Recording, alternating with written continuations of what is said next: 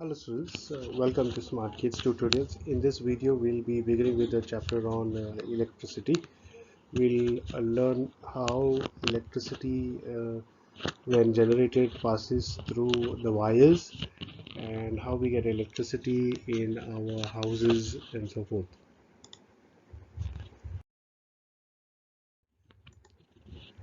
So electricity is a form of energy. Okay, we have learned that can be of various forms. We cannot create energy nor can we destroy it. Okay, but we can transform it from one form to another. So when we say we generate electricity, what we are doing is using energy in one form to be converted into a usable form, which in this regard we call it as electricity, which is useful for powering our homes. That means it gives light to our houses. It helps us to make different appliances work. We can use different appliances only because of electricity.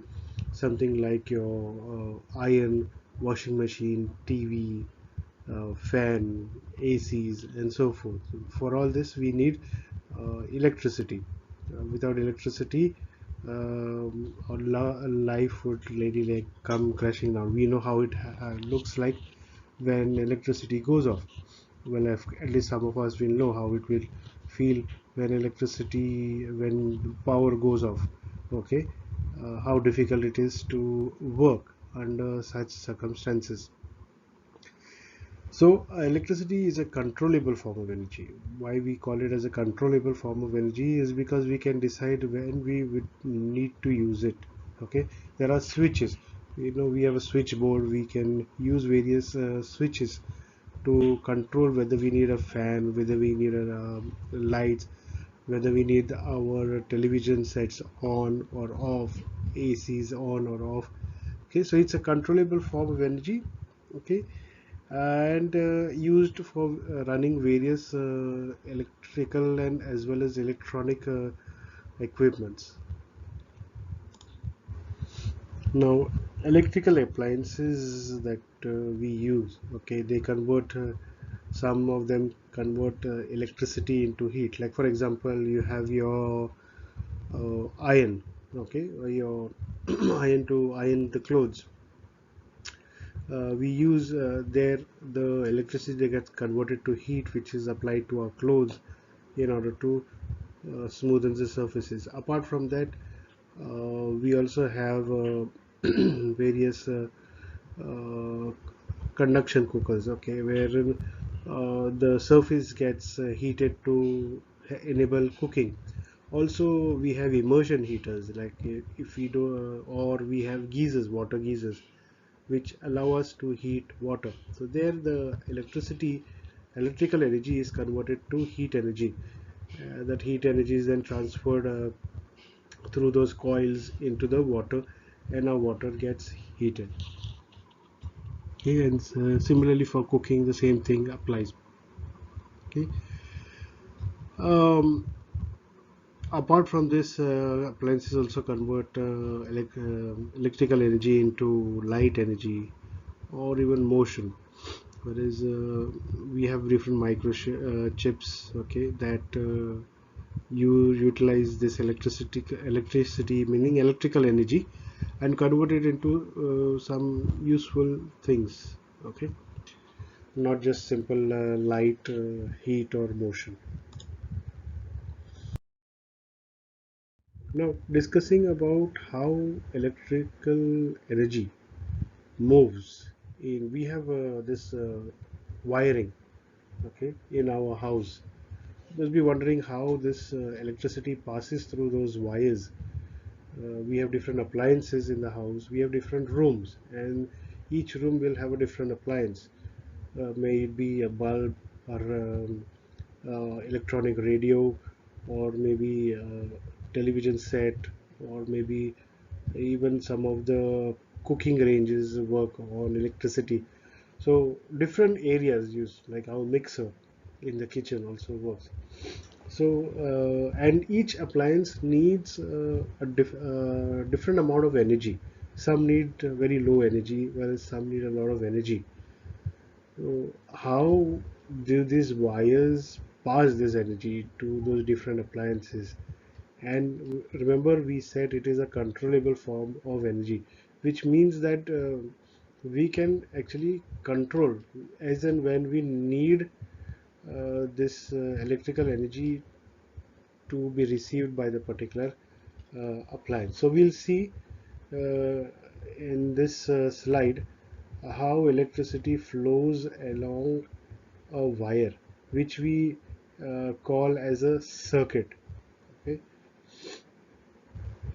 so when electrical charge flows through a conductor, conductor is something that allows electricity to pass through with no hindrance or no restrictions, or very very little restriction, okay, or resistance as we call it, to the electricity.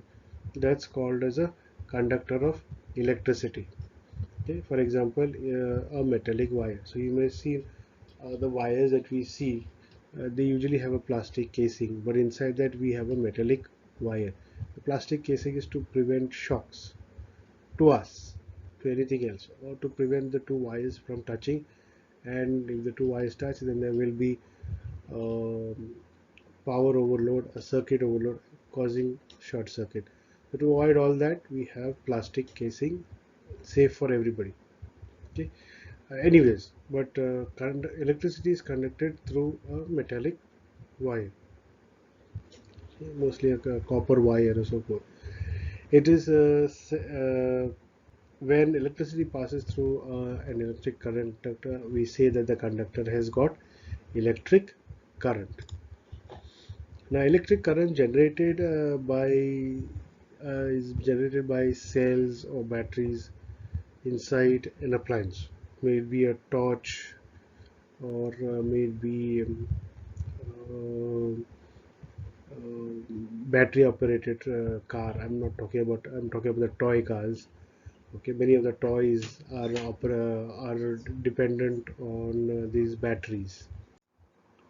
So here, if you have a look, this is how an electric circuit looks like.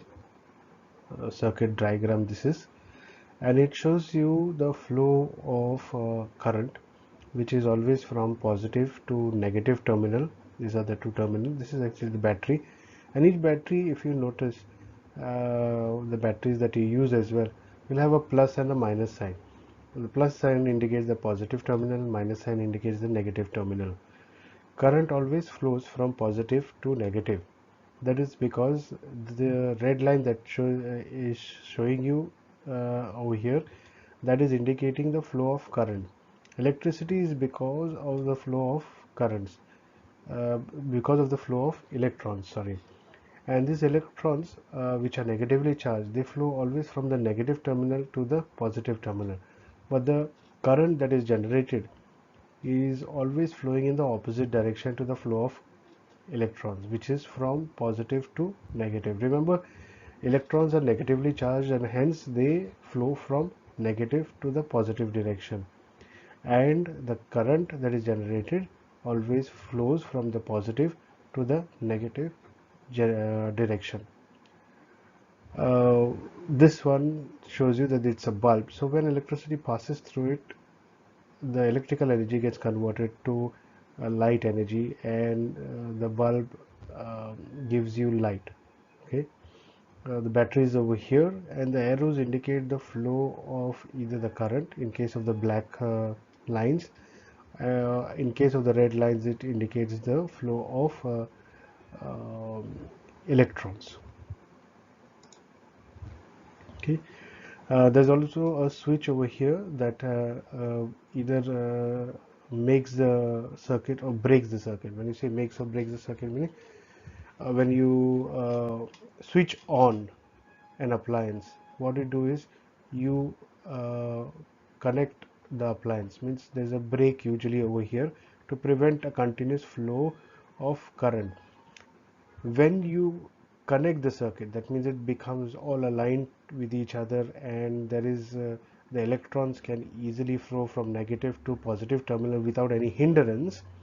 That's when you complete the circuit. And there's a switch which allows the electricity to flow in order to generate the desired outcome, that is either a light in case of a light energy or heat in case of a heat energy.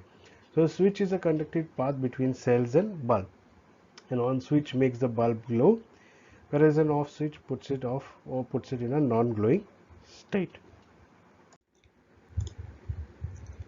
So an electric circuit, if you have to define one, then it is a complete and continuous path for electric current.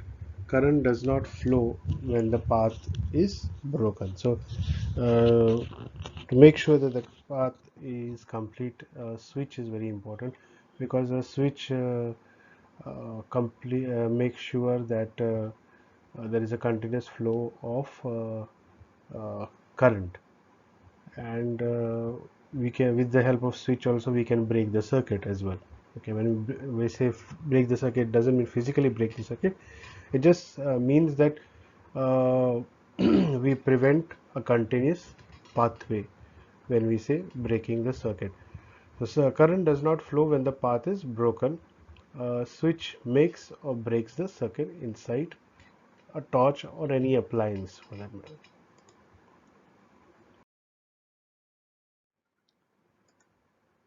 Coming to the electric current and electric circuit. Okay, so definition of electric current is the rate of flow of electric charge, or the amount of charge flowing through a particular area in unit time. So when we talk about uh, electrical current, we look at how much of electrical charge is flowing uh, through a particular area, a unit area, basically just 1 centimeter, 1 meter, whatever, through a unit area, that is 1 square meter, like that we call it, for a unit time. Okay, for a particular through a unit time. So that helps us to find out like how much current is flowing through, is present within that circuit. Okay, so before the discovery of electrons, now we know that electrons are responsible for the flow of this electrical current or generation of this electrical current. But before the discovery of electrons, electrical current was considered to be a flow of positive charge, and the direction was considered from positive terminal of the battery to the negative. That was obvious. If you consider positive, means you will always think that it flows from the positive to the negative. Okay, but we know now that actually electrons are responsible for it, which are negatively charged, and they flow from, that means the electrons flow from negative terminal to the positive terminal. Okay, and we have seen in the electrical circuit how the direction of the current is opposite to the flow of electrons. So electrons flow from negative to positive, but the current that is generated always follows from positive terminal to the negative terminal. Now, measurement of electric current. As we have said, we defined electrical current as the amount of electrical charge that is flowing through a particular area in unit time. So now we look into measurement of electrical current. In order to measure electrical current, we use a device that enables us to measure the flow of electric current through an electrical circuit, and that device is called as an ammeter. Okay, so ammeter is connected in series in a circuit. We'll see what is series. You connect. We have circuits which are of two types. One is in series, one is in parallel. Okay, and we'll see in the upcoming slides what do you mean by parallel circuit and a circuit which is in series. Okay. If you notice this diagram over here, we had in the previous slides we had seen a circuit similar to this. However, we have two additions to that circuit. One we see symbolizing as A, which is the symbol A actually represents an ammeter, which means an ammeter is connected out here. Okay, and then you have a plug key as well. Okay, this is schematic diagram of an electrical circuit. The battery is out here and the bulb is over here. So if electrical energy is flowing through the circuit, then this bulb will glow. And if there is an electrical energy charge that is flowing through this circuit, the ammeter will actually measure how much current is flowing through this circuit. Right? Now the SI unit, that is Standard International Unit of an electrical charge, is coulomb. Okay, charge is usually denoted by the letter Q, and uh, SI unit of electrical current is ampere. Is given as a capital letter A, or and sometimes it, most of the times you will always find it as amp, AMP. Just the first three letters of this word will be referred to, like we'll tell you 1 amp, 2 amp, 3 amp. Even on various devices, you may see it's like if you have a battery or something, it may give you 3A, 2A, and if you have a bigger some big devices, then it will tell you 3 amps, 4 amps, 5 amps, something like that. Okay, so you can use even the full form 3 ampere or just 3 amp or 3A, all referring to the same thing, the way how they use it. Current is usually denoted by the letter I. Now do not get confused with all these things. See, here we are referring to the electrical charge, the charge that is flowing through this uh, device. I mean, sorry, through this circuit. And the unit of the charge is coulomb, and the charge is denoted by the letter Q. Okay, now in this case we are referring to the electrical current. See, electrical charge is different from the electric current. Okay, an electrical current, the unit of electrical current is ampere, unit of electrical charge is coulomb, unit of electrical current is ampere. Just like how electrical charge is denoted by the letter Q, the electrical current is denoted by the letter I. And in order to either find the electrical charge or the electrical current, or in other words, to see what is the relationship between an electrical charge and an electrical current, since it sounds confusing, we put it in a formula, which tells you that electrical current, that is I, is equal to electrical charge per unit time. T refers to the time. Okay, okay. So this means that current is the net charge flowing through a cross section in time t. Why it says cross section? Because you see for wires, okay, the wires are actually cylindrical in nature.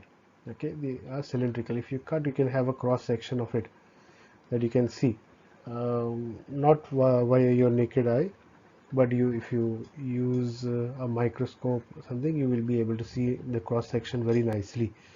So I is equal to Q upon T. So where I is the electrical current, Q is the electrical charge, and T is the time taken for the flow of that particular charge through that cross section. So we refer to the charge that electrical current, we know, flows from positive to the negative, but the negative electrons flow from the negative terminal to the positive terminal. Okay, and here we establish a relationship between the electrical current and the electrical charge. Hence you say 1 ampere is equal to 1 coulomb per 1 second. Okay, so this is just utilizing the units. See, unit of current is what? A or ampere, and unit of electrical charge is what? Coulomb. Okay, which is given represented by C, and S refers to seconds, so that is referring to the unit of time. So 1 coulomb is equivalent to 6 into 10 raised to 18. Okay, remember, charge of 1 coulomb is equal to 6 into 10 raised to 18. So an electron possesses a negative charge of 1.6 into 10 raised to minus 19 coulomb. Okay, remember, one electron possesses a negative charge of 1.6 into 10 raised to minus 19 coulombs.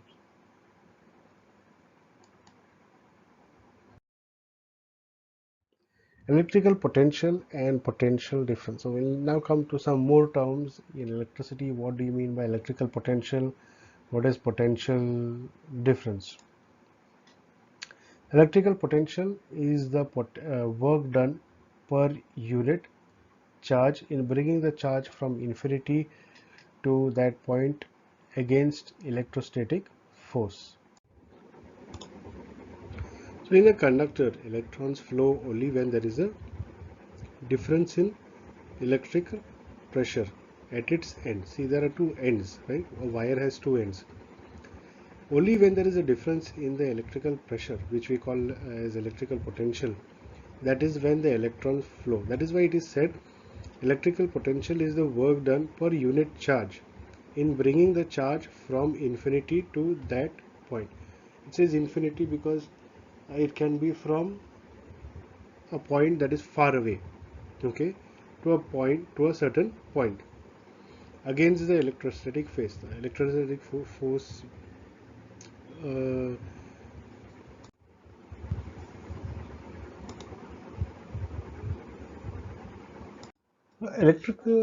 electrostatic force is actually the force between electrical force that is the present between a stationary body and a charged body. Okay, so in this case it represents the elect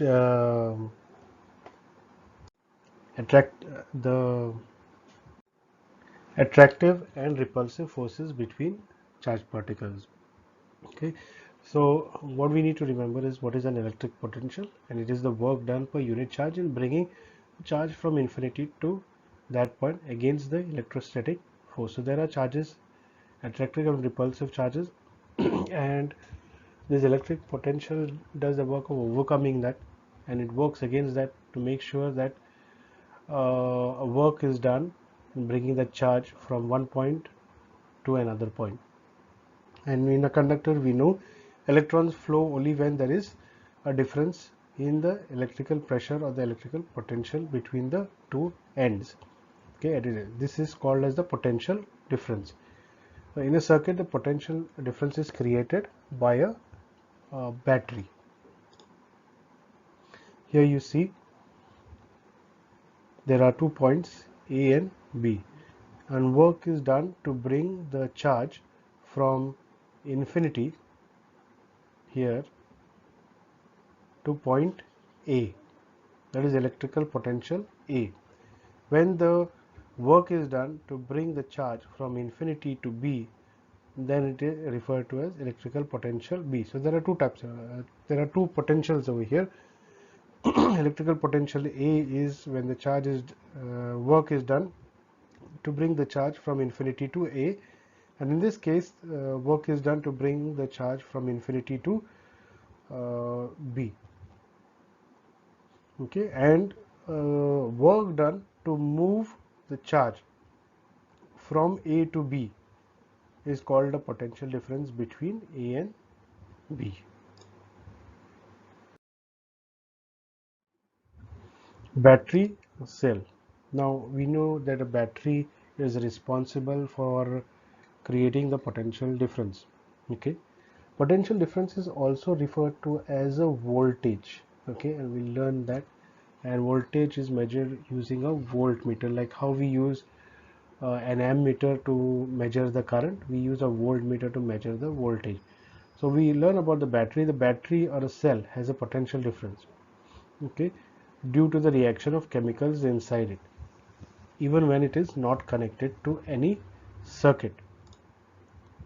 Now, once connected, the potential difference makes the electrons flow and the current is generated. See, only if the electrons can flow through a particular circuit or to a particular material, we call that material as a conductor of electricity. When electrons flow in one direction, the current is generated from the opposite direction. It flows from the opposite. So electrons flow from negative to positive, whereas current flows from positive to negative in a circuit or in a conductor. So a battery is responsible for generating this potential difference till the chemicals inside it are not completely spent. Means we usually say the battery is drained or is over. When we say that, it means that the chemicals inside it, okay, are completely utilized. That means the chemicals that are responsible for enabling this potential difference in the battery is lost or is over. And when that happens, no potential difference is created by the battery. And when no potential difference is created by the battery, the charge required for that, or the electrical current required, is not generated at all. Because remember, for electricity, we need electric current. Electric current sorry, involves the flow of electrons from negative terminal to positive terminal. So there is a charge that needs to go from point A to point B. For that charge, some work needs to be done to take that charge from point A to point B. That work done is possible only when there is a difference in the charges at the two terminals between point A and point B.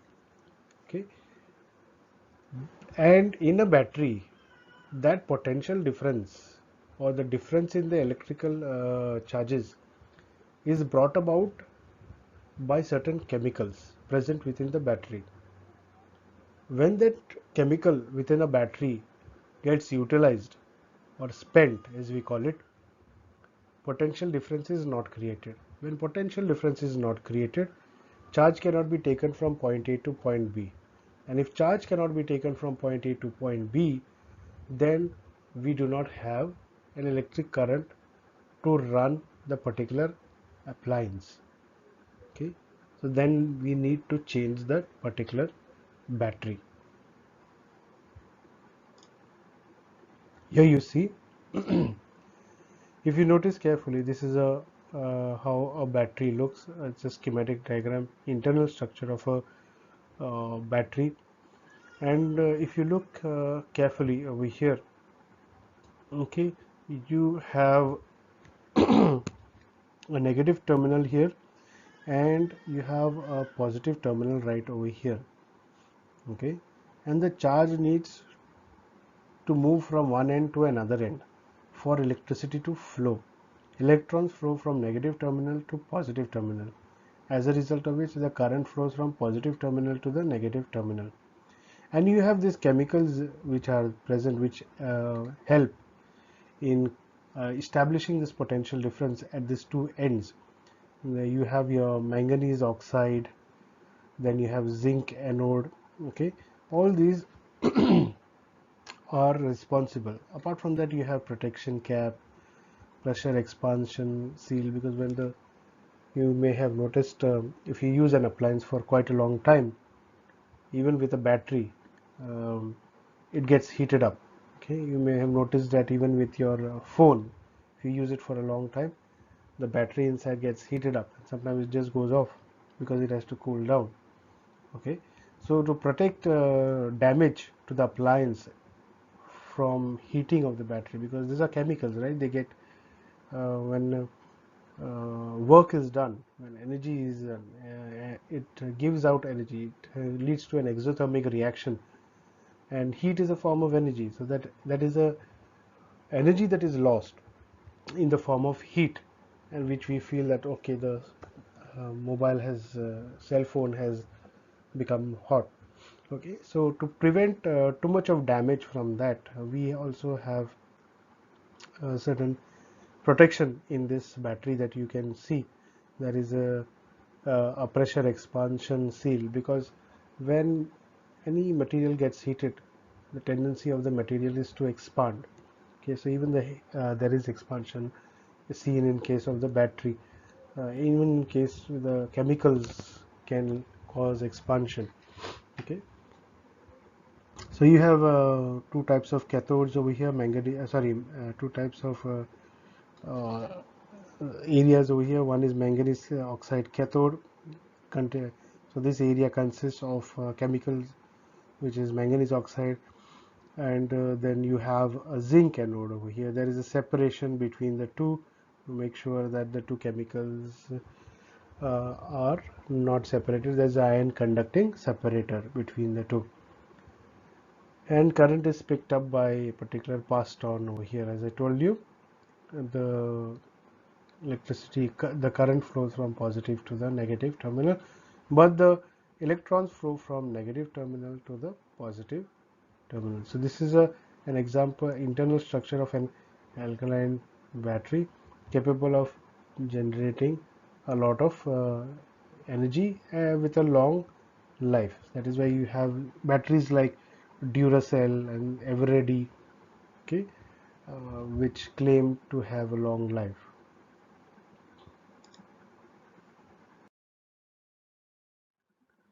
Potential difference, calculation of potential difference. We had a calculation of the current, which was I equal to Q upon T. Similarly, we have, if you need to calculate the potential difference, then we give it as V equal to W upon Q, where V actually refers to the voltage. Okay, potential given difference, the units of potential difference is voltage. We give it as letter V. Okay, and W refers to the work done to move a unit charge from one point to another, and coulomb is actually the unit charge that it is referring to. So, okay, so it is potential difference equal to work done upon the charge that is present in that particular cross section, or in that particular area, I mean the length of the wire, point A to point B.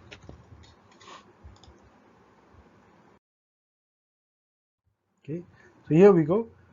Just like how we have current, we measure also the potential difference, and it is measured in voltage, and it is measured by a voltmeter. And if you look at this circuit over here, have a look at the circuit. Now the difference is where this voltmeter is placed. This is a voltmeter. I'm looking at the measuring the potential difference between point A and point B. Have a look at where the voltmeter is placed. In case of the ammeter was placed somewhere here. It was in series. Okay, in series means is in line.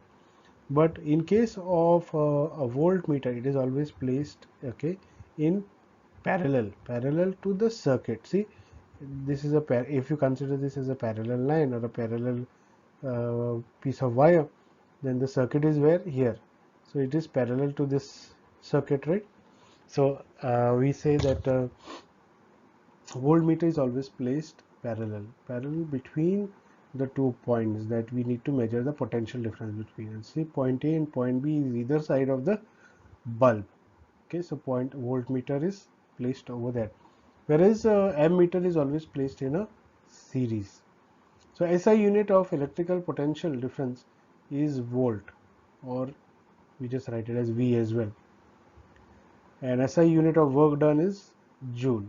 So these are standard units of potential difference and of work done.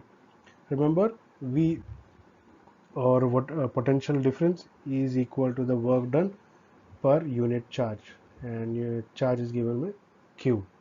Now in terms of just the units, we have this is 1V equal to 1J upon 1C, where C is actually representing coulomb and coulomb is the unit of charge. You have here 1J, J refers to the joule, joule is the unit of work done, and V refers to voltage or volt, that is unit of potential difference or voltage. So 1V equal to 1J upon 1C, this is the units in terms of units. So potential difference is when 1 joule of work, a potential difference of 1 you can say, is when 1 joule of work is done to move 1 coulomb of charge from one point to another. Okay, so in this circuit it would be moving a charge, when would be a potential difference created when charge is moved. Okay, 1 coulomb of charge is moved from point A to point B. So it refers to the work done when a charge is moved from point A to point B, and that is why you place the voltmeter in parallel to the circuit over here. Okay, and measuring, so to measure the current you have an ammeter, to measure the voltage you have voltmeter. Two different things representing two different. Voltmeter refers is looking for the amount of work done per unit charge, whereas ammeter is looking for the amount of electric current, okay, per unit time. Okay, that's why it is always in series. That means the voltmeter is always placed in series. Sorry, the ammeter is always placed in series and voltmeter is always placed in parallel. So this is how we measure a potential difference in a electrical circuit. Okay, so we stop over here. We have learned a lot of definitions with respect to the current, potential difference, how current is generated, and the role of electrons in generation of this electrical current. If you have liked watching this video, please hit the like button. Please share it with your friends and classmates.